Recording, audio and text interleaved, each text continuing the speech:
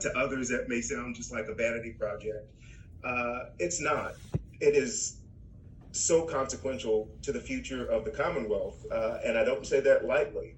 As the governor said, think about if, but for 5,500 votes, Matt Bevin was leading Kentucky through COVID. Think about what would happen to our ability to get vaccines or to actually have a plan. The results would have been detrimental.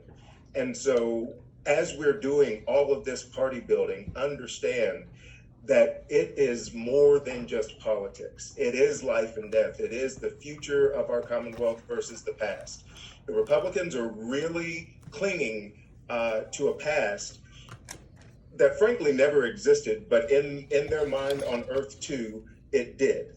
Our job in this moment is to build a party that can meet this moment and meet the challenges and the hope of the future.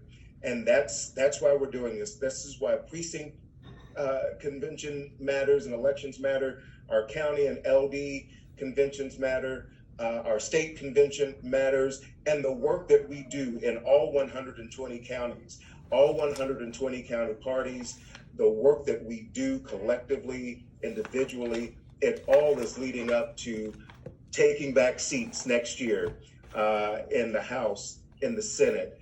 And by God, we're going to give everything we have to not only sending Rand Paul back to Texas or wherever the heck he's come from or wants to go. I'll even pay for wherever he wants to go next, as long as it's not anything electoral in the Commonwealth of Kentucky.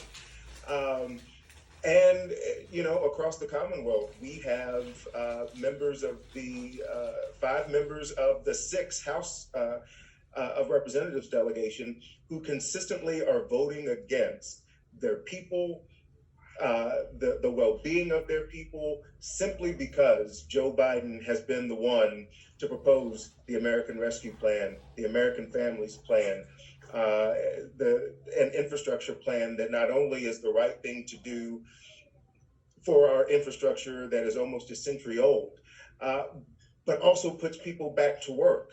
And yes, he's channeling other great Democratic presidents like FDR and LBJ, meeting this moment, going big and going bold. But that's what this moment requires. And we have Republicans that are willing to vote against these bills, not do anything like in Kentucky to even put forth ideas that we can debate.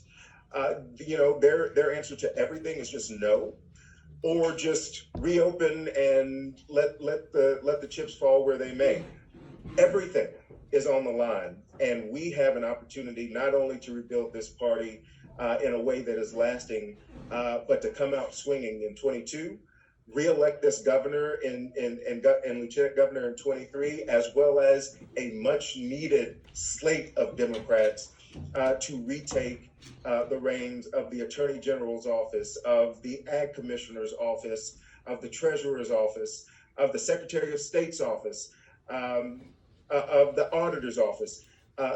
We have to reaffirm that we are a Kentucky that is united more than divided. This side of the aisle is about uniting Kentucky. The other side of the aisle only prospers if they can continue to divide us. So we're excited. We know the challenges. We know it's not going to be easy. We know we don't have a Fox News. We know all of these things, folks. But if you're on this call, you know how important this is. You understand the stakes. You understand what it truly means to have a resurgent Democratic Party in this Commonwealth. What that means, not only at the state level, but in every county, in every city. The Republicans, and I always give Mitch McConnell credit for this, 20, 25 years ago, the plan was to start at the local level and start chipping away at Democratic controls of fiscal courts and school boards and city councils. And they did that. And it didn't seem a lot at first, but then it kept coming and it kept coming. And now we're at a place where the shifts have been dramatic, and I would argue have been detrimental to our counties, to our cities, the places that we spend the most time. Have leaders right now that, some I think believe they are doing the right things, and some understand they are doing the absolute wrong things, but they're doing it because the Republican Party right now is not a party of ideas. It is a party that answers to one person who we will not name on this call. So that's what this is about.